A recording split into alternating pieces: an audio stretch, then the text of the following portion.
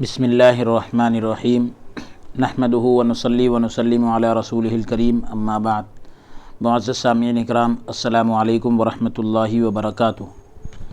باب العلم انواریہ educational society و جامعہ انواریہ حیدرآباد انڈیا کے زیر اہتمام تفسیر مظہری کا سلسلہ وار درس جاری ہے، اور اس میں سورہ آل عمران کی آیت نمبر 157 سے 157 سے ہمارے درس کا آغاز ہے۔ اعوذ باللہ من الشیطان الرجیم، بسم اللہ الرحمن الرحیم۔ وَلَئِن قُتِلْتُمْ فِي سَبِيلِ اللَّهِ أَوْ مُتْتُمْ لَمَغْفِرَةٌ مِّنَ اللَّهِ وَرَحْمَةٌ خَيْرٌ مِّمَّا يَجْمَعُونَ۔ اور واقعی اگر تم قتل کیے جاؤ راہ خدا میں، یعنی خدا کے راستے میں، یا تم مر جاؤ تو اللہ تعالیٰ کی بخشش اور رحمت بہت بہتر ہے، یعنی جو اللہ کی رحمت تمہیں نصیب ہوگی وہ بہت بہتر ہے اس سے جو وہ جمع کرتے ہیں، یعنی جو وہ لوگ اکٹھا کرتے ہیں اس سے یہ اللہ کی رحمت بہت بہتر ہے۔ وَلَئِن قُتِلْتُمْ فِي سَبِيلِ اللَّهِ، یعنی اس کے راستے میں تمہیں موت آئے۔ نافع، حمزہ اور کسائی نے متم پڑھا ہے، متم نہیں پڑھا بلکہ متم میم کے زیر کے ساتھ پڑھا ہے۔ جہاں بھی یہ لفظ واقع ہوا ہے میم کے کسرہ یعنی زیر کے ساتھ پڑھا ہے۔ یہ ماتا ماتا یمات بروزن خافہ یا خافو کے پڑھا ہے۔ ابن کثیر اور ابو عمرو اور ابن عامر اور ابو بکر نے جہاں بھی یہ فعل واقع ہوا ضمہ یعنی پیش کے ساتھ پڑھا ہے، متم پڑھا ہے۔ یہ ماتا یموتو بروزن قال یقولو پڑھا ہے۔ حفص نے یہاں دونوں حرفوں میں خاص طور پر ضمہ یعنی پیش کے ساتھ پڑھا ہے اور باقی میں کسرہ یعنی زیر کے ساتھ پڑھا ہے۔ یجمعون، حفص نے یجمعون پڑھا ہے، جن کی روایت کے مطابق ہم پڑھ رہے ہیں اس وقت، تو امام حفص رحمۃ اللہ علیہ نے یجمعون پڑھا ہے یعنی غائب کا صیغہ۔ باقی قرآن سے تا کے ساتھ خطاب کا صیغہ یعنی حاضر کا صیغہ پڑھا ہے، یعنی جو تم جمع کرتے ہو۔ یہ جواب قسم ہے اور جواب شرط کے قائم مقام ہے۔ مراد یہ ہوگی کہ سفر اور جہاد موت میں مؤثر نہیں، سفر اور جہاد موت کے اندر اثر ڈالنے والے نہیں، اور ان کی ضد یعنی اس کا اپوزٹ زندگی میں کوئی تاثیر نہیں رکھتی۔ یعنی سفر کی ضد کیا آئے گی؟ اقامت، مقیم ہونا، تو زندگی اور موت میں یہ چیز کوئی اثر نہیں رکھتی، کیونکہ اللہ تعالیٰ ہی زندگی اور موت عطا کرتا ہے۔ اگر عام قانون کے مطابق انہیں موت میں تاثیر بھی ہو تو موت پر اللہ تبارک و تعالیٰ کی جو رحمت اور مغفرت مرتب ہوتی ہے، یعنی اللہ کی طرف سے جو رحمت اور مغفرت ملتی ہے وہ اس سے بہت بہتر ہے جو حیات کی یعنی زندگی کی صورت میں وہ دنیا اور اس کے منافع یعنی فائدے جمع کرتے ہیں۔ اس لیے تمہیں اس خیر کو طلب کرنا چاہیے اور دنیاوی چیزوں میں سے جو فوت ہو گئی ہے، چھوٹ گئی ہے، ان پر کوئی حسرت یعنی افسوس نہیں کرنی چاہیے، افسوس نہیں کرنا چاہیے۔ اگلی آیت کا نمبر ہے 158۔ وَلَئِن مُتُّمْ أَوْ قُتِلْتُمْ لَإِلَى اللَّهِ أَوْ قُتِلْتُمْ لَإِلَى اللَّهِ تُحْشَرُونَ۔ اور اگر تم مر گئے یا مارے گئے تو اللہ تبارک و تعالیٰ کے حضور یعنی اس کے سامنے جمع کیے جاؤ گے۔ یعنی تم کسی بھی صورت میں مر جاؤ یا قتل کیے جاؤ تمہیں اللہ تعالیٰ کی طرف لوٹنا ہے، کسی غیر کی طرف نہیں لوٹنا۔ اس لیے تم پر یہ لازم ہے کہ اللہ تعالیٰ کے انس اور اس کی محبت کے حصول کے لیے یعنی اللہ کی محبت کو حاصل کرنے کے لیے اپنی تمام صلاحیتیں صرف کرو، خرچ کرو کہ تمہیں اپنے محبوب تک رسائی حاصل ہو، یعنی اپنے محبوب تک پہنچ سکو، اور فراق کی قید سے یعنی جدائی کی قید سے تمہیں چھٹکارا ملے۔ اگلی آیت کا نمبر 159۔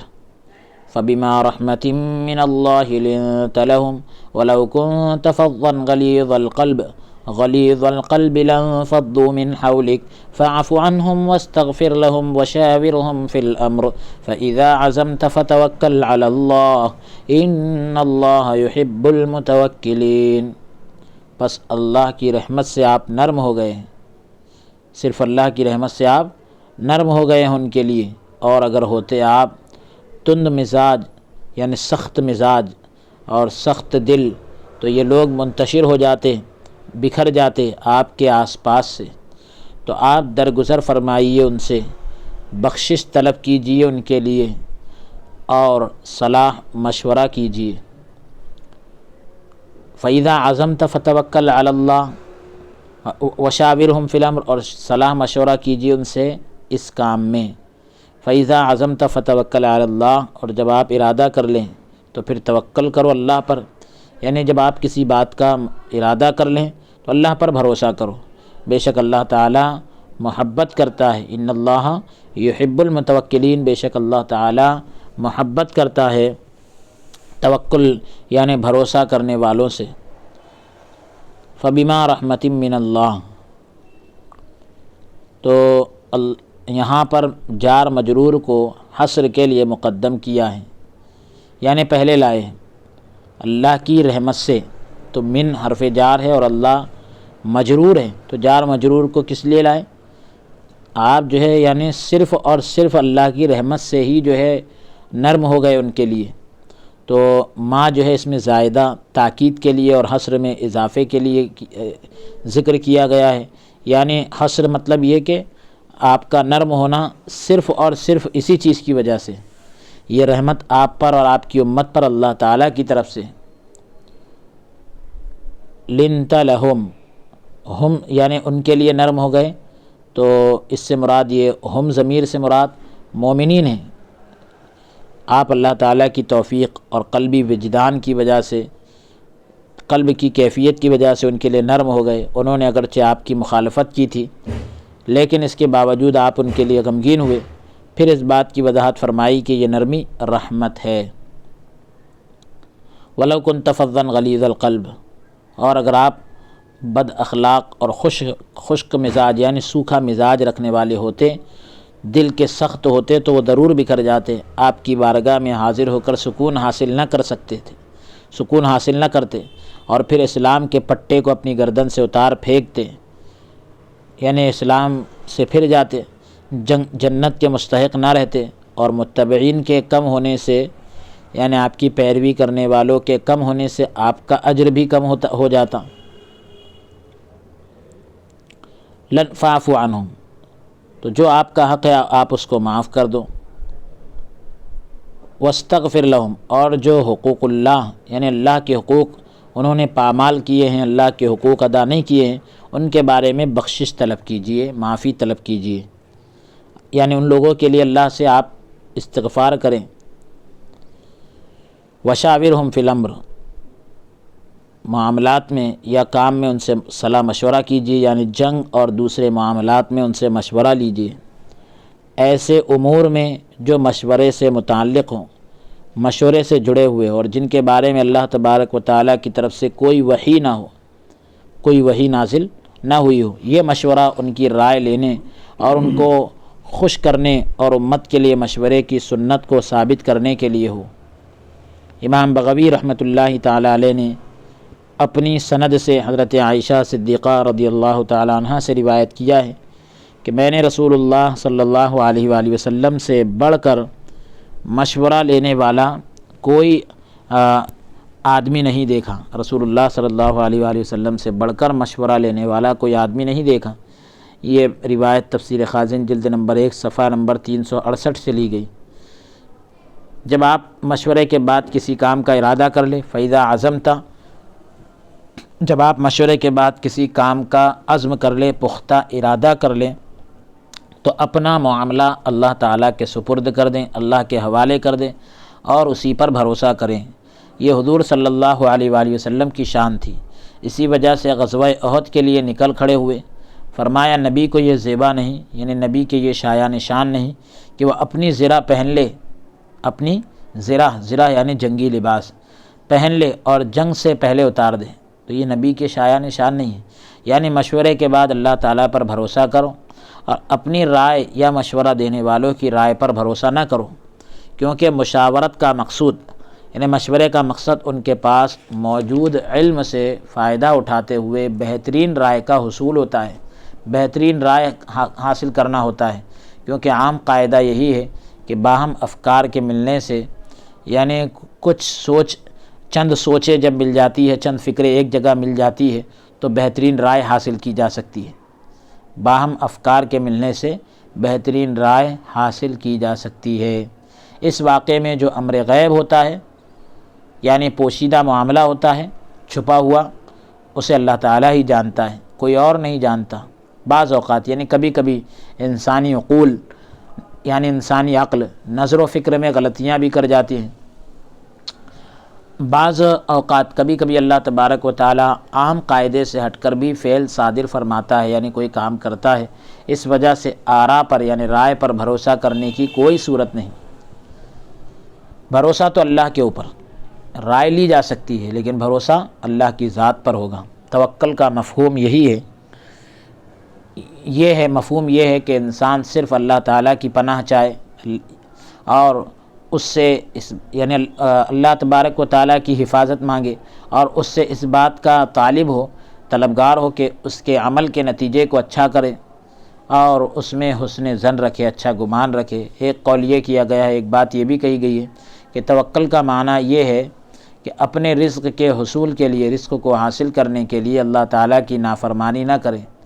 یہ قول اللہ کی پناہ لینے کو لازم کرتا ہے، اور معصیت میں کوئی پناہ کا تصور نہیں، گناہ کے کام میں کوئی پناہ کا تصور نہیں۔ ایک قول یہ کیا گیا ہے، ایک بات یہ بھی کہی گئی ہے کہ اللہ تبارک و تعالیٰ کی ذات کے علاوہ کسی کو مددگار نہ بنائے اور اپنے رزق کے لیے کسی اور کو خازن نہ جانے کہ اس کا رزق جو ہے کسی اور کی طرف سے آتا ہو، اور اپنے لیے کسی اور کو شاہد نہ جانے، کسی اور کو گواہ نہ بنائے۔ مطلب یعنی کسی اور کو شاہد نہ جانے۔ میں کہتا ہوں ان امور کے بغیر، ان معاملات کے بغیر پناہ کے لیے اسی کو خاص کرنا اور اسی سے پناہ کو طلب کرنے کا تصور نہیں کیا جا سکتا۔ حضرت ابن عباس رضی اللہ عنہما سے مروی ہے، روایت ہے کہ رسول اللہ صلی اللہ علیہ وآلہ وسلم نے فرمایا، میری امت میں سے 70,000 افراد بغیر حساب و کتاب کے جنت میں داخل ہوں گے۔ عرض کی گئی، یا رسول اللہ صلی اللہ علیہ وآلہ وسلم وہ کون ہوں گے؟ حضور صلی اللہ علیہ وآلہ وسلم نے ارشاد فرمایا، جو داغ نہیں لگواتے، یعنی وہ زخم لگنے کے بعد آگ کے ذریعے سے داغ لگوا کر جو علاج کرواتے ہیں تو وہ غلط ہے۔ حضور علیہ السلام نے فرمایا کہ جو لوگ بغیر حساب کتاب کے جنت میں داخل ہوں گے تو وہ ایسے لوگ ہوں گے جو داغ نہیں لگواتے، مشرکانہ منتر نہیں پڑھواتے، یعنی شرکیہ جو بھی منتر ہوتے ہیں، جنتر منتر، یہ سب نہیں پڑھواتے، بدفعلی نہیں پکڑتے، یعنی بدشگونی نہیں لیتے کہ فلاں پرندہ اس طرف جائے تو اس کا معاملہ ایسا، دوسری طرف جائے تو معاملہ ایسا نہیں، اور اپنے رب پر ہی بھروسہ رکھتے ہیں۔ یہ صحیح مسلم کتاب الایمان کتاب الایمان کے اندر باب الدلیل علی دخول طوائف من المسلمین الجنہ، جلد نمبر 1 صفحہ نمبر 116 پر موجود ہے، متفق علیہ۔ امام بغوی نے عمران بن حسین سے اسی طرح نقل کیا ہے۔ حضرت عمر بن خطاب رضی اللہ عنہ سے روایت ہے کہ رسول اللہ صلی اللہ علیہ وآلہ وسلم نے فرمایا، اگر تم اللہ تعالیٰ پر اس طرح توکل کرتے یعنی بھروسہ کرتے جس طرح توکل کرنے کا یعنی بھروسہ کرنے کا حق ہے تو اللہ تعالیٰ تمہیں بھی اسی طرح رزق دیتا جس طرح پرندوں کو وہ رزق دیتا ہے۔ وہ صبح بھوکے پیٹ نکلتے ہیں اور شام کو بھرے پیٹ واپس لوٹتے ہیں۔ جامع ترمذی ابواب الزہد باب زہادہ فی الدنیا، جلد نمبر 2 صفحہ نمبر 57 اور 58 پر یہ روایت موجود ہے۔ اسے امام ترمذی اور ابن ماجہ نے نقل کیا ہے۔ اگر یہ سوال کیا جائے کہ حضرت ابن عباس رضی اللہ عنہما کی روایت سے یہ ظاہر ہوتا ہے کہ اسباب عادیہ سے یعنی عام طور پر جو ذرائع استعمال کیے جاتے ہیں، سورسز جو ہوتے ہیں، تو ان سے فائدہ اٹھانا چھوڑ دیا جائے، اسباب عادیہ سے فائدہ اٹھانا چھوڑ دیا جائے، جس طرح داغ لگوانا، جھاڑ پھونک کروانا، تو میں کہتا ہوں اس کا یہ مطلب ہرگز نہیں۔ قاضی ثناء اللہ پانی پتی رحمۃ اللہ علیہ فرماتے ہیں اس کا یہ مطلب ہرگز نہیں، بلکہ اس روایت کا مفہوم یہ ہے کہ اسباب پر بھروسہ ترک کر دیا جائے، اسباب پر بھروسہ نہیں کرنا چاہیے، یہ اس کا مطلب ہے۔ کیا تم دیکھتے نہیں کہ مشورہ طلب کرنا بھی تو اسباب سے فائدہ اٹھانے کی طرح ہے؟ اللہ تعالیٰ نے مشورہ طلب کرنے کا حکم ارشاد فرمایا، پھر اس پر بھروسہ کرنے سے منع کر دیا۔ تو ذرائع حاصل کر سکتے ہیں لیکن وہ ذرائع پر بھروسہ نہیں کر سکتے، بھروسہ اللہ پر کرنا ہے۔ اور حضور صلی اللہ علیہ وآلہ وسلم کا فرمان وَعَلَىٰ رَبِّهِمْ يَتَوَكَّلُونَ، یہ لا یکتبون ولا یسترقون کی تفسیر نہیں ہے۔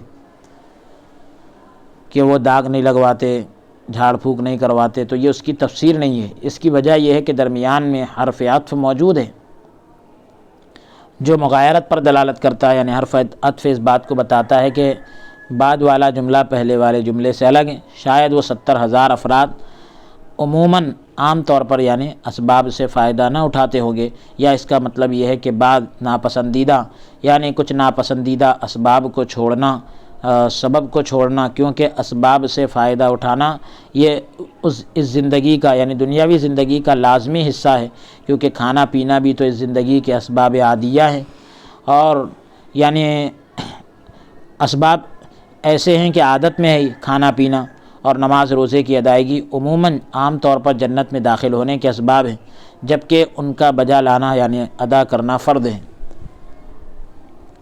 وہ اللہ تعالیٰ کا محبوب بن جاتا ہے۔ ان اللہ یحب المتوکلین، یعنی جو اللہ کی ذات پر بھروسہ کرتا ہے اللہ کا محبوب بن جاتا ہے، اور یہی سب سے بلند مقصد ہے۔ اللہ تعالیٰ کی ذات پر بھروسہ انسان کو اس مقام کی طرف لے جاتا ہے جہاں اللہ تعالیٰ اس کی مدد فرماتا ہے، اور صلاح یعنی اصلاح کی طرف ان کی رہنمائی کرتا ہے۔ اللہ تعالیٰ کا فرمان ہے وَمَن يَتَوَكَّلْ عَلَى اللَّهِ فَهُوَ حَسْبُهُ، جو اللہ تعالیٰ پر توکل کرتا ہے یعنی بھروسہ کرتا ہے وہ اس کے لیے کافی ہوتا ہے۔ حدیث قدسی ہے کہ میرا بندہ میرے بارے میں جو گمان رکھتا ہے میں اس کے مطابق میں اس کے ساتھ اسی کے مطابق معاملہ کرتا ہوں۔ حدیث قدسی ہے یعنی اللہ رب العالمین کا فرمان ہے میرا بندہ میرے بارے میں جو گمان رکھتا ہے میں اس کے ساتھ اسی کے مطابق یعنی اس جیسا معاملہ کرتا ہوں۔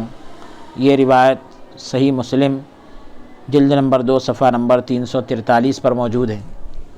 اگلی آیت کا نمبر 160۔ إن ينصركم الله فلا غالب لكم وإن يخذلكم فمن ذا الذي ينصركم من بعده وعلى الله فليتوكل المؤمنون، اگر مدد فرمائے تمہاری اللہ تبارک و تعالی تو کوئی غالب نہیں آ سکتا تم پر، اور اگر وہ چھوڑ دے یعنی ساتھ چھوڑ دے تمہارا، اللہ تبارک و تعالی اگر تمہارا ساتھ چھوڑ دے تو کون ہے جو مدد کرے گا تمہاری اس کے بعد؟ اور صرف اللہ پر بھروسہ کرنا چاہیے ایمان والوں کو۔ ان ینصرکم اللہ فلا غالب لکم، اگر تمہاری مدد اللہ فرمائے تو کوئی تم پر غالب نہیں آ سکتا، کیونکہ یہ امر محال ہے یعنی امپاسبل ہے، ناممکن ہے کہ جس کی اللہ تعالیٰ مدد کرے وہ مغلوب ہو، یعنی اللہ جس کی مدد کرے وہ شکست کھا جائے، ایسا ہو ہی نہیں سکتا، کیونکہ اس صورت میں اللہ تعالیٰ کا عجز لازم آتا ہے، اللہ تبارک و تعالیٰ کا عاجز ہونا لازم آئے گا، جبکہ وہ اس سے پاک ہے، اللہ تبارک و تعالیٰ عاجز ہونے سے پاک ہے، لہذا اللہ جس کی مدد کرے وہ غالب ہو کر ہی رہے گا۔ وَإِن يَخْذُلْكُمْ فَمَنْ ذَا الَّذِي يَنْصُرُكُمْ مِنْ بَعْدِهِ، یعنی اگر اللہ تبارک و تعالیٰ اپنی مدد سے یعنی اگر اللہ تبارک و تعالیٰ اپنی مدد تم سے روک لے تو کوئی مدد نہیں کر سکتا، تمہاری کوئی مدد نہیں کر سکتا، کیونکہ تمام مخلوقات دنیا میں جتنی چیزیں پیدا کی گئی ان کے افعال اللہ تعالیٰ کی مخلوق ہے، یعنی ان کے کاموں کو بھی اللہ نے ہی پیدا کیا ہے۔ جب اللہ تعالیٰ مدد روک لے تو کسی سے مدد کا تصور نہیں کیا جا سکتا۔ فَمَنْ ذَا الَّذِي يَنْصُرُكُم مِّن بَعْدِهِ، یعنی اس کی مدد کے چھوڑنے کے بعد، یا اس کا معنی یہ ہے کہ جب تم مدد طلب کرنے میں اللہ تبارک و تعالیٰ سے تجاوز کر چکے ہو، آگے بڑھ چکے ہو، تو کسی غیر سے مدد کا تصور نہیں کیا جا سکتا۔ جب امر کے صیغے کے ساتھ دلیل نقلی سے توکل کا وجوب، یعنی جب حکم دے دیا گیا کہ بھئی بھروسہ کرنا واجب ہے، یہ بات ثابت ہو گئی، تو یہ آیت کریمہ دلیل عقلی کے ذریعے اللہ تبارک و تعالیٰ پر توکل کے وجوب کو، یعنی عقلی طور پر جو دلیل دی جاتی ہے اس کے ذریعے سے اللہ پر بھروسہ کرنے کے واجب ہونے کو ثابت کر رہی ہے۔ سبحان اللہ، سبحان اللہ۔ وعلی اللہ فلیتوکل المؤمنون، صرف اللہ تعالیٰ کی ذات پر مومنوں کو بھروسہ کرنا چاہیے، کیونکہ وہ جانتے بھی ہیں اور ان کا ایمان بھی ہے کہ اللہ تعالیٰ کی ذات کے سوا ان کا کوئی مددگار نہیں۔ اگلی آیت کا نمبر 161۔ وما كان لنبي أن يغل ومن يغل يأت بما غل يوم القيامة ثم توفى كل نفس ما كسبت وهم لا يظلمون۔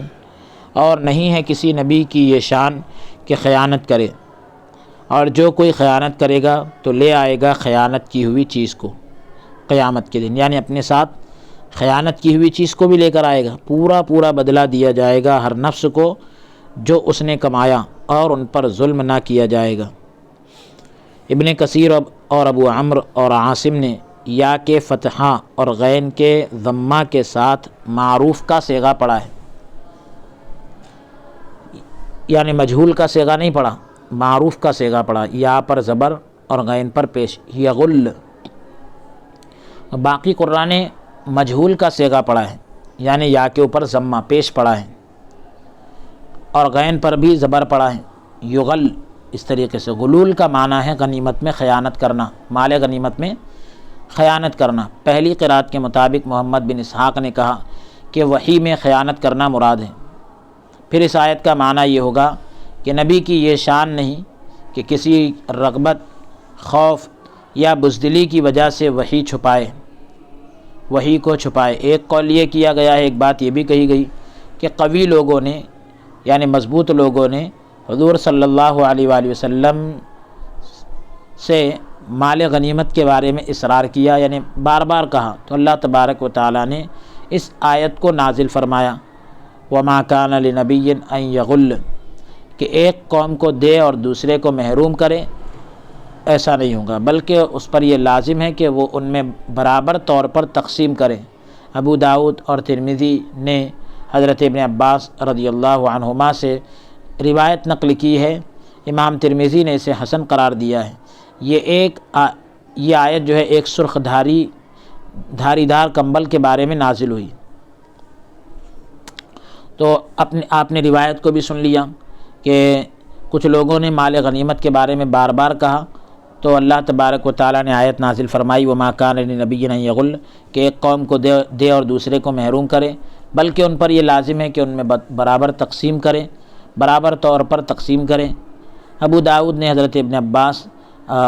داؤد اور ترمذی نے حضرت ابن عباس رضی اللہ عنہما سے روایت نقل کی، امام ترمذی نے اسے حسن قرار دیا۔ تو یہ آیت مبارکہ جو ہے ایک سرخ دھاری دار کمبل، لال دھاری کا ایک کمبل تھا، اس کے بارے میں نازل ہوئی، جو غزوہ بدر میں گم ہو گیا تھا۔ کچھ لوگوں نے کہا کہ شاید رسول اللہ صلی اللہ علیہ وآلہ وسلم نے لے لیا ہو، تو اللہ تبارک و تعالیٰ نے اس آیت کو نازل فرمایا کہ نبی کے لیے مال غنیمت میں سے لینا حلال نہیں، کیونکہ یہ خیانت ہے۔ جامع ترمذی ابواب التفسیر باب سورہ آل عمران جلد نمبر 2 صفحہ نمبر 125 پر یہ روایت موجود ہے۔ قلبی اور مقاتل نے کہا ہے کہ یہ آیت مال غنیمت کے بارے میں نازل ہوئی جب تیر اندازوں نے، یعنی تیر چلانے والوں نے مال غنیمت کی خاطر اپنی جگہ چھوڑ دی تھی۔ انہوں نے کہا کہ ہمیں خوف لاحق ہوا، ہمیں ڈر ہوا کہ کہیں حضور صلی اللہ علیہ وآلہ وسلم یہ نہ فرما دے کہ جس نے جو مال چھینا ہے وہ اسی کا ہوگا، اور اسے تقسیم کرنے کا، بانٹنے کا حکم نہ دے، جس طرح آپ نے غزوہ بدر میں تقسیم کرنے کا حکم نہیں دیا تھا، یعنی جس کے ہاتھ میں جو مال لگ گیا وہ اسی کا۔ بس وہ مال غنیمت سمیٹنے لگے۔ نبی کریم صلی اللہ علیہ وآلہ وسلم نے انہیں فرمایا کہ کیا میں نے تم سے پختہ وعدہ نہیں لیا تھا کہ تم اپنے مرکز کو نہیں چھوڑو گے یہاں تک کہ میری طرف سے تو تمہیں کوئی حکم پہنچے؟ تو انہوں نے عرض کی کہ ہم باقی بھائیوں کو وہاں چھوڑ آئے تھے۔ نبی کریم صلی اللہ علیہ وآلہ وسلم نے فرمایا بلکہ تم نے یہ گمان کیا کہ ہم مال غنیمت میں خیانت کریں گے اور اسے تقسیم نہ کریں گے، تو اللہ تبارک و تعالیٰ نے اس آیت کریمہ کو نازل فرمایا۔ تفسیر خازن جلد نمبر 1 صفحہ نمبر 369۔ ابن ابی شیبہ نے مصنف میں اور ابن جریر نے ضحاک سے مرسل روایت نقل کی ہے کہ رسول اللہ صلی اللہ علیہ وآلہ وسلم نے ایک چھوٹا دستہ، یعنی فوج کا ایک چھوٹا حصہ دشمنوں کی اطلاع کے لیے بھیجا۔ رسول اللہ صلی اللہ علیہ وآلہ وسلم کو مال غنیمت حاصل ہوا۔ آپ کے ساتھ جو لوگ تھے آپ نے انہیں مال غنیمت عطا کیا، اور اس دستے کو کچھ عطا نہ فرمایا، یعنی جو اطلاع کے لیے گیا تھا ان کو کچھ نہ دیا، تو یہ آیت نازل ہوئی۔ تو اس میں بعض مستحق لوگوں کو مال غنیمت سے محروم رکھنے پر بطور تغلیظ اور مبالغے کے، یعنی سختی کے، غلول کہا، وَمَن يَغْلُلْ يَأْتِ بِمَا غَلَّ، تو یغلل جو ہے غلول سے ہے، تو یعنی مال غنیمت میں خیانت کا لفظ جو ہے ذکر کیا۔ دوسری قرات کی صورت میں اس کی دو صورتیں ہیں، ان میں سے ایک تو یہ ہے کہ نبی کی شان نہیں کہ اس کی نسبت غلول کی طرف کی جائے، غلول یعنی مال غنیمت میں خیانت۔ اس صورت میں دونوں قراتوں کا مرجع ایک ہی ہے، یعنی دونوں قراتیں ایک ہی طرف لوٹ رہی جب نبی کی شان یہ نہیں ہے کہ وہ مال غنیمت میں خیانت کرے، معاذ اللہ، نعوذ باللہ، نبی تو کرتے نہیں ہیں ایسا، تو پھر ترمذی شریف میں یہ روایت آنا کہ نبی کے لیے یہ حلال نہیں کہ وہ مال غنیمت میں خیانت کرے، جبکہ یہ اہل سنت کا یہ اجماع ہے، یہ عقیدہ ہے کہ انبیاء گناہوں سے معصوم ہوتے ہیں، اللہ ان کی بچپن سے دنیا سے پردہ فرمانے تک گناہوں سے حفاظت فرماتا ہے، یہ اہل سنت کا اجماع ہے، تو نبی خیانت کیوں کریں گے؟ تو خیانت کریں گے ایسا تھوڑی ذکر ہے جی بھئی، لوگ گمان کرتے ہیں تو اس کی نفی کی جا رہی ہے نا کہ نبی کے لیے یہ حلال نہیں ہے کہ وہ مال غنیمت میں خیانت کرے، ان کے لیے جائز ہی نہیں ہے۔ تو یہ لوگوں کا جو گمان تھا، غلط گمان، اس کو رد کیا ہے حدیث پاک کے ذریعے سے، اس کا رد ہے، اس میں اس کا ثبوت نہیں ہے، رد ہی ہے جی، کہ بھئی یہ چیز جائز ہی نہیں، حلال ہی نہیں ہے۔ تو نبی خیانت کیسے کریں گے؟ جی، تو اس صورت میں نبی جب حلال ہے ہی نہیں تو نعوذ باللہ نبی خیانت، جب حلال نہیں ہے تو نبی خیانت کیسے کریں گے؟ تو اس صورت میں دونوں قراتوں کا مرجع ایک ہی ہے، دونوں ایک ہی طرف لوٹ رہی ہے۔ دوسری صورت یہ ہے کہ اس کا معنی یہ کیا جائے کہ نبی کے ساتھ یہ نہیں ہونا چاہیے کہ اس کی امت جو ہے اس کے ساتھ خیانت کرے۔ قتادہ نے کہا کہ ہمارے سامنے ذکر کیا گیا ایک طائفہ نے، ایک جماعت نے حضور صلی اللہ علیہ وآلہ وسلم سے خیانت کی، ان کے بارے میں یہ آیت نازل ہوئی۔ طبرانی نے کبیر میں ثقہ راویوں کے ساتھ حضرت ابن عباس رضی اللہ عنہما سے نقل کیا ہے کہ رسول اللہ صلی اللہ علیہ وآلہ وسلم نے ایک لشکر بھیجا، وہ ناکام لوٹا، وہ لشکر جو ہے ناکام لوٹا، یعنی ناکامی کے ساتھ واپس ہوا۔ پھر آپ نے لشکر بھیجا تو ہرن کے سر کے برابر سونے میں خیانت کی وجہ سے وہ ناکام لوٹا۔ وہ لشکر جو ہے ہرن کے سر کے برابر سونے میں خیانت، گولڈ کے اندر خیانت کرنے کی وجہ سے وہ ناکام لوٹا، تو یہ آیت نازل ہوئی۔ کلبی نے کہا کہ جہنم میں اس چیز کی صورت میں کوئی چیز ہوگی، اس سے کہا جائے گا کہ نیچے اترو اور اسے اٹھا لو، وہ نیچے اترے گا اور اسے اپنی پشت پر اٹھا لے گا،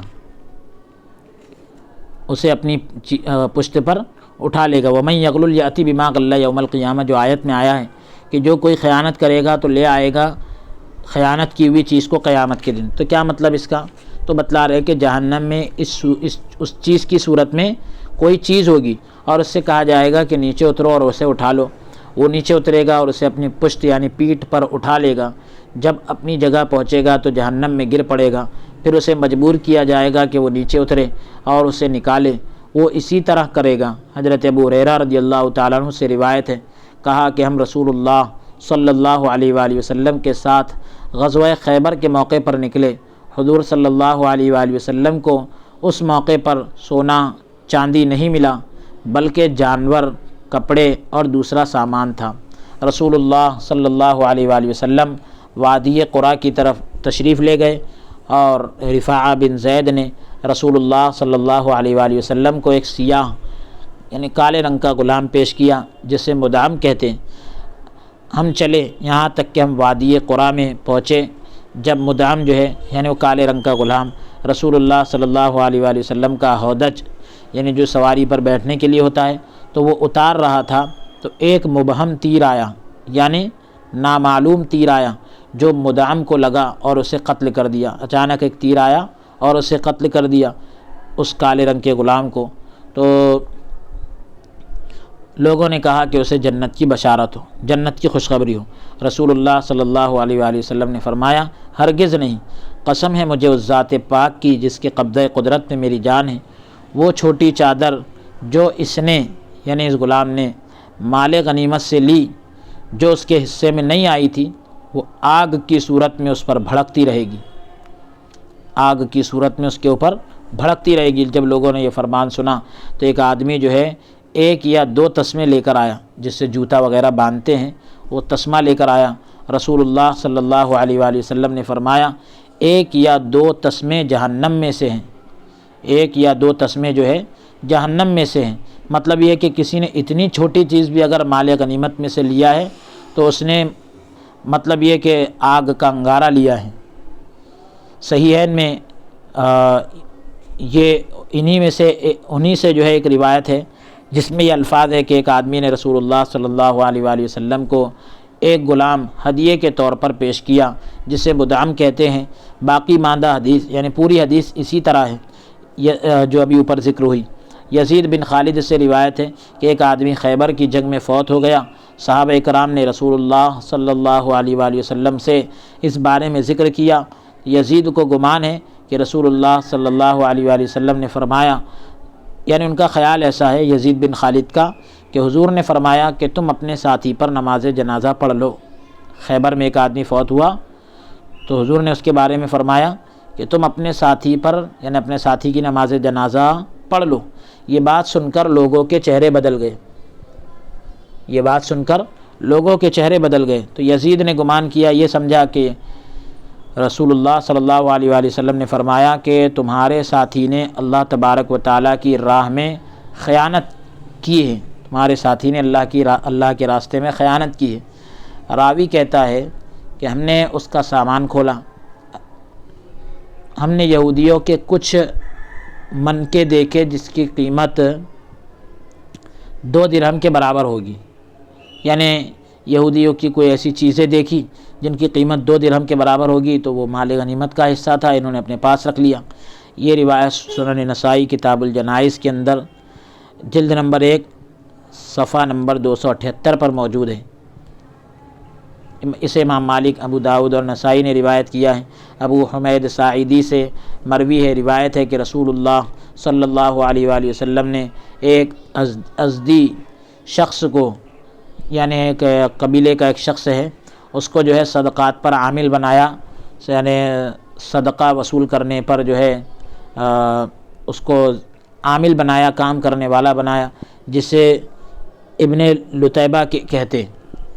جب وہ صدقات وصول کر کے واپس آیا تو عرض کی کہ یہ مال آپ کے لیے ہے اور یہ مجھے کچھ تحفے کے طور پر ملا ہے، اور یہ مجھے تحفے کے طور پر ملا ہے، یعنی مال کے 2 حصے کر لیے، ایک حضور کے لیے بتا دیا کہ یہ مال آپ کے لیے، اور یہ کچھ الگ کر لیا اور کہا کہ یہ مجھے تحفے کے طور پر ملا ہے۔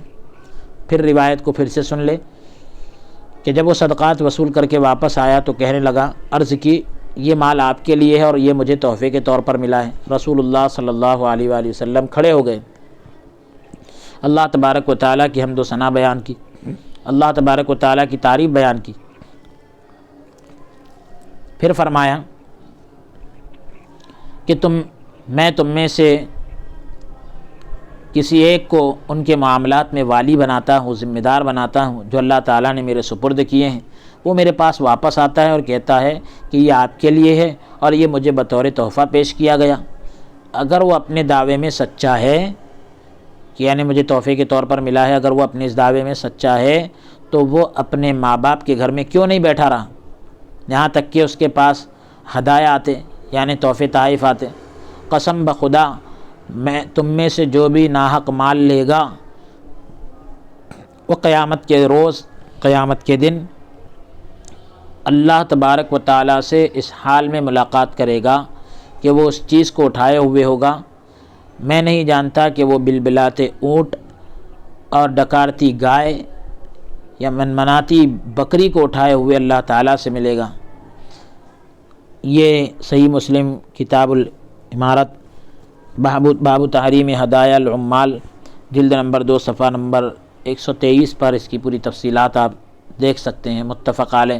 ایک اور روایت میں ہے کہ آپ نے اپنے ہاتھ اٹھائے فرمایا، اے اللہ کیا میں نے پیغام حق پہنچا دیا، اے اللہ کیا میں نے پیغام پہنچا دیا۔ عدی بن عمیرہ سے روایت ہے کہ میں نے رسول اللہ صلی اللہ علیہ وآلہ وسلم سے سنا کہ جس کو ہم کوئی ذمہ داری سونپتے ہیں وہ ہم سے دھاگا یا اس سے بڑی چیز چھپائے وہ خیانت ہوگی، اور قیامت کے روز، قیامت کے دن اس کے ساتھ آئے گا۔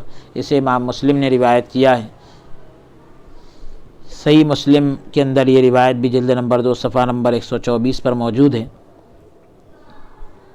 حضرت ابو ہریرہ رضی اللہ تعالیٰ عنہ سے روایت ہے کہ رسول اللہ صلی اللہ علیہ وآلہ وسلم کھڑے ہوئے اور آپ نے خیانت کو بڑا جرم بتایا۔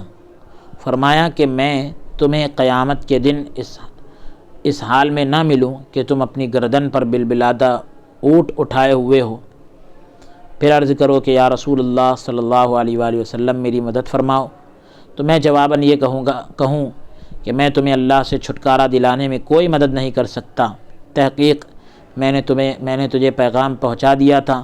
پھر آپ نے فرمایا کہ اس کی گردن پر گھوڑا ہو، اس کی گردن پر بکری ہو یا سونا چاندی لدا ہوا ہو، پھر آپ نے اسی کے مثل ذکر کیا۔ متفق علیہ۔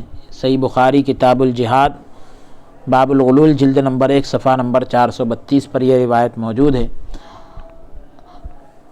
حضرت عمر بن خطاب رضی اللہ عنہ سے اسی کے مثل یعنی اسی کے مانند مرفوع روایت مروی ہے، جسے ابو یعلا اور بزار نے روایت کیا ہے۔ اسی کے مثل حضرت سعد بن عبادہ اور حضرت حلب سے امام احمد کے نزدیک مروی ہے، روایت ہے کہ حضرت ابن عمر رضی اللہ عنہما اور حضرت عائشہ صدیقہ رضی اللہ عنہا سے بزار کے نزدیک حضرت ابن عباس، حضرت عبادہ ابن صامت اور حضرت ابن مسعود رضی اللہ عنہم سے طبرانی کے نزدیک روایت ہے۔ سب جو ہے عاملین صدقہ کے بارے میں ہے کہ جب وہ صدقے میں خیانت کریں۔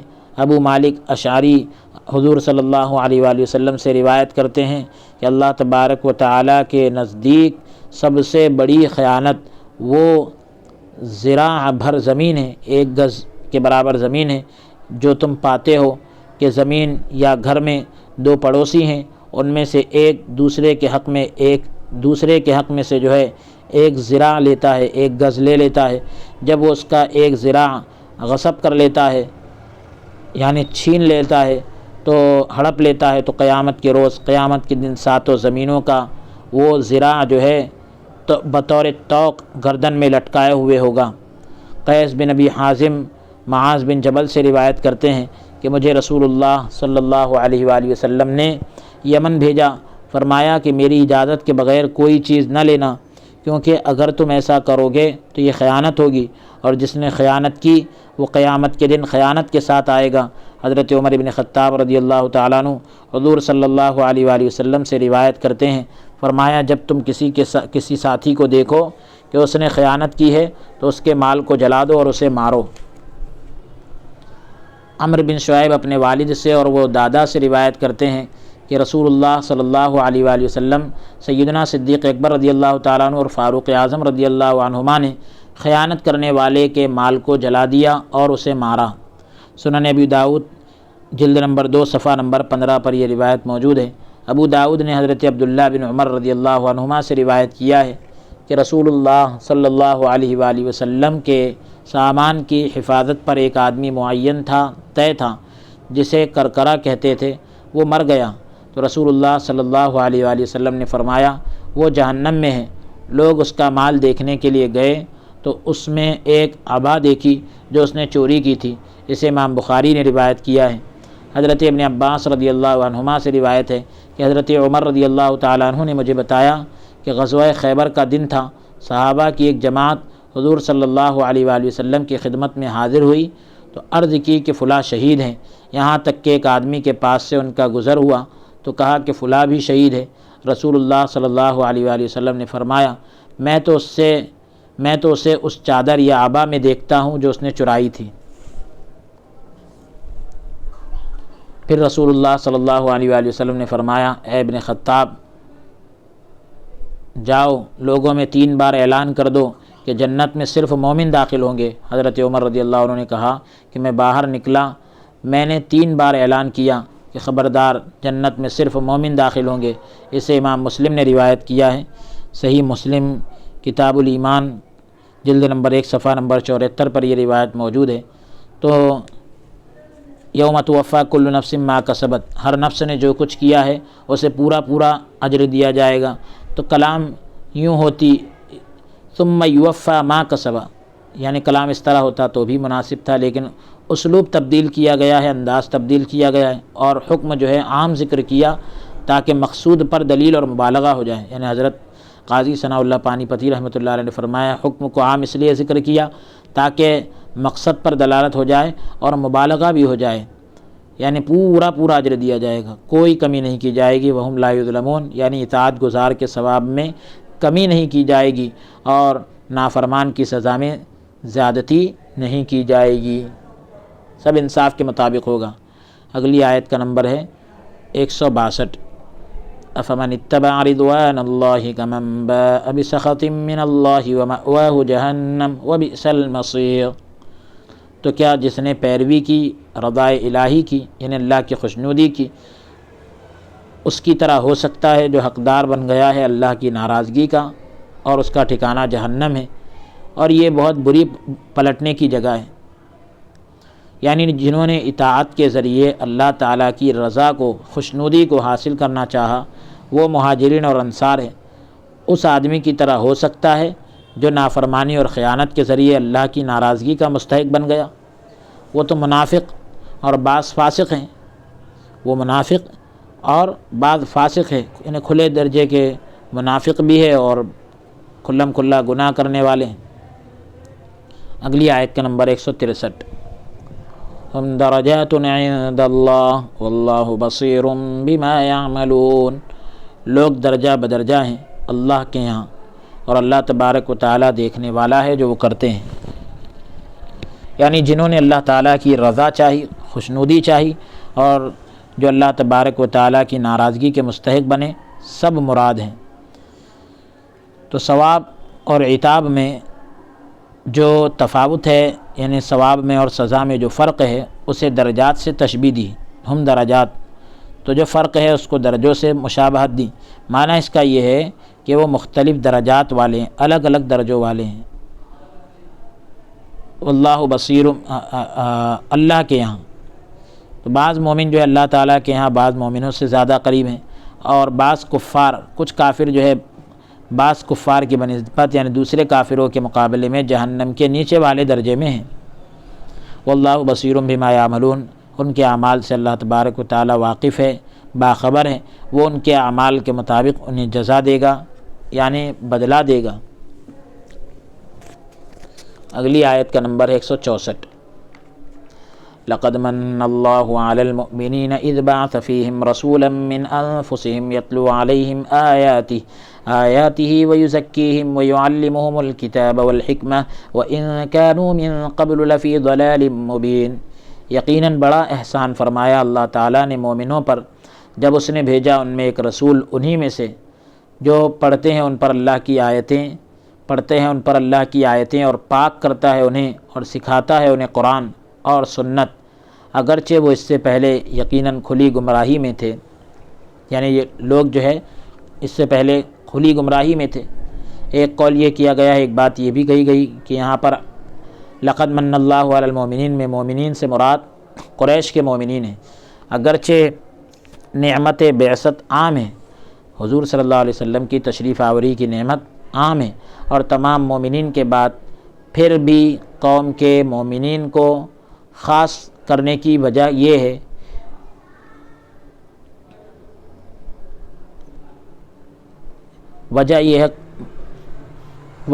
ہے کہ ان لوگوں نے زیادہ کمایا اور آپ کی وجہ سے زیادہ فضیلت کے مستحق ہوئے، زیادہ فضیلت کے حقدار ہوئے۔ رسول اللہ صلی اللہ علیہ وآلہ وسلم نے ارشاد فرمایا لوگ قریش کی اتباع کرنے والے ہیں، مومن ان کے مومنین کی اتباع کرنے والے ہیں، یعنی دوسرے مومنوں کی پیروی کرنے والے ہیں، اور کافر ان کے کافروں کی اتباع کرنے والے ہیں۔ متفق علیہ، یہ روایت صحیح مسلم باب الناس تبع بقریش جلد نمبر 2 صفحہ نمبر 119۔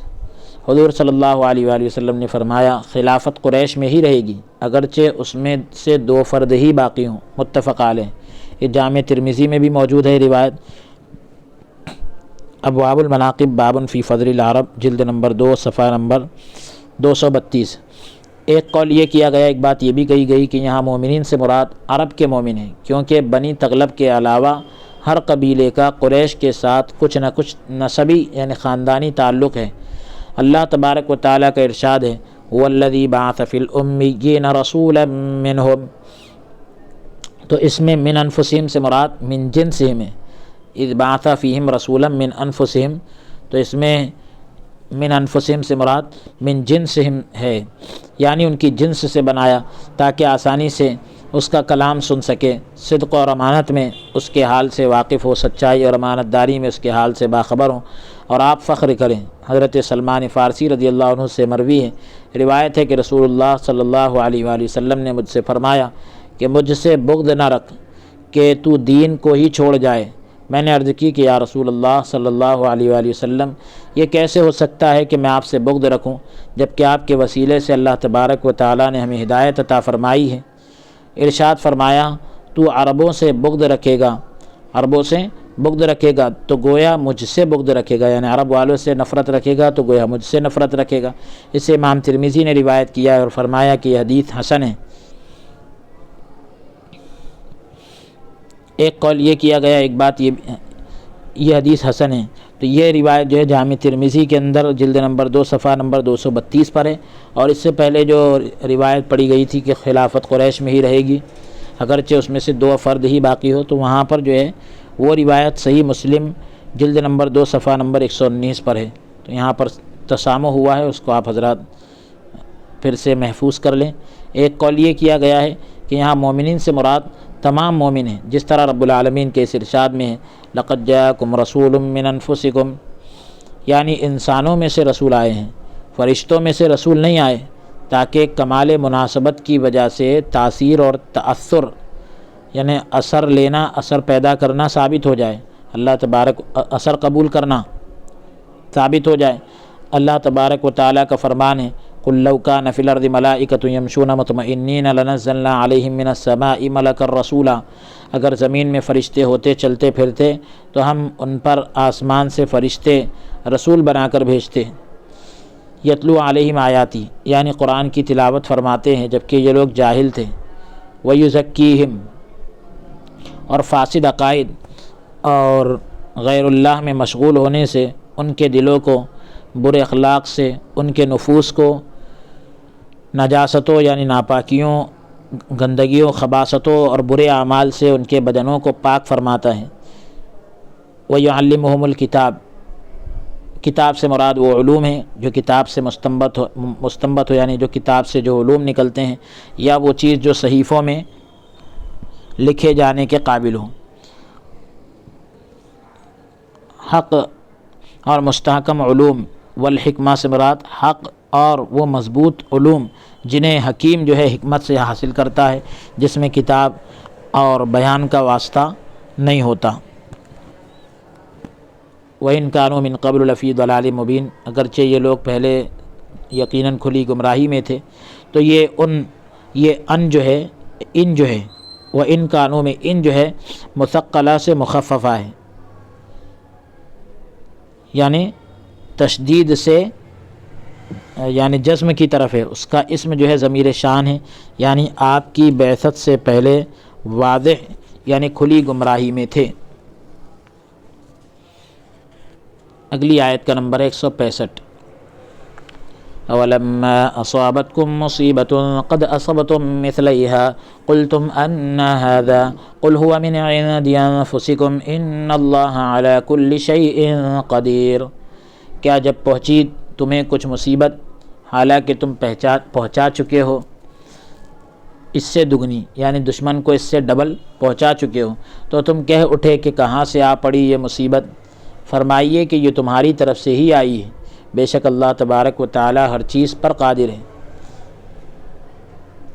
یعنی احد کے روز 70 افراد، احد کے دن 70 لوگ شہید ہوئے اور شکست کا سامنا کرنا پڑا، تو یہ مصیبت پہنچی۔ بدر کے روز تم نے کفار کو پہنچائی، قد اصبتم مثلیہا، تم نے دگنی اس سے پہنچا چکے ہیں، اس سے ڈبل پہنچا چکے ہیں، یعنی کافروں کو اس کے 2 مثل، اس سے ڈبل۔ امام احمد شیخین اور نسائی نے حضرت برا سے روایت نقل کی ہے کہ یوم احد کو یعنی جنگ احد کے دن مشرکین نے ہمارے 70 آدمی شہید کر دیے، جبکہ یوم بدر کو یعنی بدر کے دن رسول اللہ صلی اللہ علیہ وآلہ وسلم اور آپ کے صحابہ نے 70 آدمیوں کو قتل کیا اور 70 کو قیدی بنایا۔ میں کہتا ہوں، حضرت قاضی ثناء اللہ پانی پتی رحمۃ اللہ علیہ فرماتے ہیں کہ میں یہ بھی جو روایت ذکر کی تو یہ جلد نمبر 2 صفحہ نمبر 568 کی ہے۔ میں کہتا ہوں قاضی ثناء اللہ پانی پتی رحمۃ اللہ علیہ کی عبارت ہے کہ اللہ تعالیٰ نے اسیر کو قتیل کے مثل قرار دیا، یعنی قیدی کو بھی قتل ہونے والے کے برابر قرار دیا، کیونکہ مسلمان انہیں قتل کرنے پر قادر تھے، قابو رکھتے تھے۔ ان کا قتل کیا جانا یہ اللہ تعالیٰ کو پسند تھا، اور ان کو قتل نہ کرنا یہ مومنوں کی اپنی پسند تھی کہ انہوں نے قیدیوں کے عوض یعنی قیدیوں کے بدلے فدیہ وصول کیا، مال لے لیا۔ ظرف جو ہے یہ لما تو لما یہ جو ہے قلتم کے متعلق ہے، قلتم سے جڑا ہوا ہے۔ قلتم انا ھذا، تم کہہ اٹھے کہ کہاں سے آ پڑی یہ، تو تم نے تعجب کرتے ہوئے کہا کہ یہ شکست اور قتل ہونا ہمارے اوپر کیسے واقع ہوا، جبکہ ہم مسلمان بھی ہیں اور رسول اللہ صلی اللہ علیہ وآلہ وسلم بھی ہم میں تشریف فرما ہے۔ تو حمزہ جو ہے اس قول کے انکار اور اس سے منع کرنے کے لیے ہے۔ یہ جملہ احد کے قصے پر معطوف ہے، یعنی احد کے واقعے پر اس کا عطف ہو رہا ہے، یا تو پھر لقد صدقکم اللہ یا پھر استزلہم الشیطان پر معطوف ہوگا، اس سے جڑے گا، یا پھر یہ لقد من اللہ پر ہوگا۔ پھر معنی یہ ہوگا کہ رسول اللہ صلی اللہ علیہ وآلہ وسلم کا وجود تم پر اللہ تعالیٰ کا احسان ہے، اور تم ارادہ کر رہے ہو کہ اس کی طرف مصیبت کو منسوب کرو، مصیبت کی نسبت ان کی طرف کرو، اور اس مصیبت کا سبب آپ کی ذات کو قرار دو، نعوذ باللہ۔ یا پھر کلام محذوف پر جو کلام حذف ہے یہاں پر پوشیدہ ہے، اس کا عطف ہے۔ جیسے تقدیر کلام یہ ہوگی، تقدیری عبارت جو مانی جا رہی ہے، انما وعدکم النصر، یعنی اللہ تعالیٰ نے صبر اور تقوی کی شرط پر تم سے مدد کا وعدہ کیا تھا، جبکہ تم نے صبر نہ کیا، اور جب تمہیں مصیبت پہنچی تو تم نے یہ بات کہی۔ یا کلام محذوف کی تقدیر یوں ہوگی، تقدیری عبارت اس طرح ہوگی، اتنازعتم، یعنی کیا تم نے جھگڑا کیا، رسول اللہ صلی اللہ علیہ وآلہ وسلم کی نافرمانی کی اور تم نے بزدلی کی، اور جب تمہیں مصیبت پہنچی تو تم نے یہ بات کہی۔ یہ بھی جائز ہے کہ یہ قول محذوف پر یعنی جو قول حذف کیا گیا اس پر معطوف ہو، عطف ہو رہا ہو، یہ اشارہ کرتے ہوئے کہ ان کا قول ایک نہ تھا، ان کی بات ایک نہ تھی۔ اس صورت میں تقدیر کلام یوں ہوگی، تقدیری عبارت اس طرح ہوگی کہ کیا تم نے کئی قسم کی باتیں کی ہیں جو مناسب نہ تھی، درست نہ تھی، اور جب تمہیں مصیبت پہنچی تو تم نے کہا کہ یہ کیسے مصیبت آ گئی۔ قل ہوا من عند انفسکم، اے محمد صلی اللہ علیہ وآلہ وسلم آپ فرما دیجئے کہ یہ تمہاری ہی طرف سے آئی ہے، یعنی تم نے مرکز کو چھوڑ کر جس گناہ کا ارتکاب کیا، جو گناہ کیا، اس وجہ سے مصیبت آئی ہے۔ مرکز سے مراد یعنی جو مقام حضور صلی اللہ علیہ وآلہ وسلم نے بتائے تھے کہ یہاں پر جمع رہنا، تو اس کو جو تم نے چھوڑا ہے اس وجہ سے مصیبت آئی ہے، کیونکہ وہ وعدہ تو صبر اور تقوی کے ساتھ مشروط تھا، پرہیزگاری اور صبر کے ساتھ جو ہے یہ اس کی شرط لگائی گئی تھی۔ ایک بات یہ بھی کہی گئی کہ تم نے خود بدر کے قیدیوں کے بدلے فدیہ قبول کیا تھا، مال لیا تھا۔ اب ابن ابی حاتم نے حضرت عمر ابن خطاب رضی اللہ عنہ سے نقل کیا ہے کہ مسلمانوں کو یوم احد کی سزا یعنی احد کے دن کی سزا اس عمل کی وجہ سے دی گئی جو انہوں نے یوم بدر کو یعنی بدر کے دن فدیہ لیا تھا۔ مسلمانوں کے 70 آدمی شہید ہوئے۔ رسول اللہ صلی اللہ علیہ وآلہ وسلم کے صحابہ واپس پلٹ گئے، آپ کے 4 دانت ٹوٹ گئے، رسول اللہ صلی اللہ علیہ وسلم کے 4 دانت ٹوٹ گئے، اور خوت یعنی وہ جو سر مبارک پر ٹوپی ہوتی ہے وہ ٹوٹ کر سر مبارک میں پیوست ہو گیا، چہرہ انور پر خون بہہ گیا۔ تو اللہ تعالیٰ نے اس آیت کو نازل فرمایا، اولما اصابتکم، کیا جب پہنچی تمہیں کوئی مصیبت، یہ پوری آیت نازل ہوئی۔ امام بغوی نے کہا کہ عبیدہ سلمانی نے حضرت علی شیر خدا رضی اللہ عنہ سے روایت کیا ہے کہ جبرائیل امین نبی کریم صلی اللہ علیہ وآلہ وسلم کی خدمت میں حاضر ہوئے اور پیغام دیا کہ آپ کی قوم نے جو فدیہ لیا ہے اللہ تعالیٰ نے اسے ناپسند کیا ہے۔ اللہ تعالیٰ نے آپ کو حکم دیا ہے کہ انہیں اختیار ہے کہ یہ آگے بڑھے اور قیدیوں کی گردنیں اڑا دے یا ان کے بدلے میں فدیہ لے لے، لیکن اس میں شرط یہ ہوگی کہ انہی کے مثل یعنی اسی کے مانند مسلمانوں کے افراد شہید ہوں گے۔ رسول اللہ صلی اللہ علیہ وآلہ وسلم نے اس حکم کے بارے میں صحابہ سے ذکر کیا۔ انہوں نے عرض کی کہ یا رسول اللہ صلی اللہ علیہ وآلہ وسلم، یہ ہمارے قبیلے کے لوگ ہیں اور ہمارے بھائی ہیں، ہم ان سے فدیہ لیں گے جس کے ذریعے سے دشمنوں کے ساتھ جنگ کرنے پر قوی ہو جائے، طاقتور ہو جائیں گے، دشمنوں کے ساتھ جنگ کرنے پر قوی ہو جائیں گے یعنی طاقتور ہو جائیں گے، اور ہم میں سے ان کی تعداد کے مثل تعداد کے برابر افراد شہادت کا مرتبہ پائیں گے۔ تو غزوہ احد میں غزوہ بدر کے 70 قیدیوں کے عوض یعنی 70 قیدیوں کے بدلے میں 70 آدمی شہید ہوئے، مسلمانوں کے 70 آدمی شہید ہوئے۔ اللہ تعالیٰ کے فرمان من عند انفسکم کا یہ مفہوم ہے کہ یہ تو تمہاری ہی طرف سے ہے۔ یہ روایت جو ہے معالم التنزیل جلد نمبر 1 صفحہ نمبر 577 پر موجود ہے۔ سعید بن منصور نے ابو حمزہ سے ایک مرسل روایت ذکر کی ہے کہ غزوہ احد میں 4 مہاجر اور باقی سب انصار میں سے شہید ہوئے تھے۔ مہاجرین میں سے حضرات حمزہ، مصعب بن عمیر، عبداللہ بن جحش، شماس بن عثمان رضوان اللہ تعالیٰ علیہم اجمعین تھے۔ ابن حبان اور حاکم نے ابی بن کعب سے نقل کیا ہے کہ غزوہ احد میں 64 انصار اور 6 مہاجرین شہید ہوئے۔ حافظ نے کہا کہ 4 وہی مذکور یعنی جن کا اوپر تذکرہ ہوا، اور 5ویں جو تھے وہ حاتب ابن ابی بلتع کا غلام، اور 6 ثقیف بن عمرو اسلمی۔ امام بخاری رحمۃ اللہ علیہ نے حضرت قتادہ سے نقل کیا ہے کہ میں کسی قبیلے کو نہیں جانتا جس کے انصار کے بنسبت زیادہ آدمی شہید ہوئے ہوں۔ انصار کے مقابلے میں کسی قبیلے کے زیادہ لوگ شہید ہوئے، میں کسی ایسے قبیلے کو نہیں جانتا۔ یہ صحیح بخاری جلد نمبر 2 صفحہ نمبر 584 پر یہ روایت موجود ہے۔ یوم احد یعنی احد کے دن یوم احد میں 70 اور بیر معونہ میں 70 اور جنگ یمامہ میں 70 حافظ یعنی یہ سارے لوگ انصار کے تھے۔ یہ روایت بھی جلد نمبر 2 صفحہ نمبر 584 بخاری شریف میں موجود ہے۔ محب طبری نے امام مالک سے روایت کیا ہے کہ احد کے شہداء کی کل تعداد احد کے شہیدوں کی کل تعداد 75 تھی، جن میں 71 انصار اور 4 مہاجرین میں سے تھے۔ امام شافعی رحمۃ اللہ علیہ سے یہ قول مروی ہے، نقل کیا گیا ہے کہ وہ 72 تھے، 72 تھے۔ اور عیون میں ایک کتاب کا نام ہے، اس میں شہداء احد کے نام ترتیب کے ساتھ درج ہیں، لکھے ہوئے ہیں، ان کی تعداد 96 ہے، 96 ہے۔ مہاجرین میں سے 11، اوس میں سے 38، خزرج میں سے 47 47، اور عیون میں دمیاتی کے حوالے سے کل تعداد 104 یا 5 ہے، جبکہ قرآن حکیم کے الفاظ 70 پر دلالت کرتے ہیں، 70 کو بتاتے ہیں۔ ان اللہ علی کل شیء قدیر، اللہ تعالیٰ ہر شے پر قادر ہے۔ تو یہاں شید سے مراد مدد اور شکست اور دوسری چیزیں، یعنی اللہ مدد بھی کر سکتا ہے، شکست بھی دے سکتا ہے، وہ ہر چیز پر قادر ہے۔ تو یہ 165 تک ہمارا سلسلہ درس مکمل ہوا۔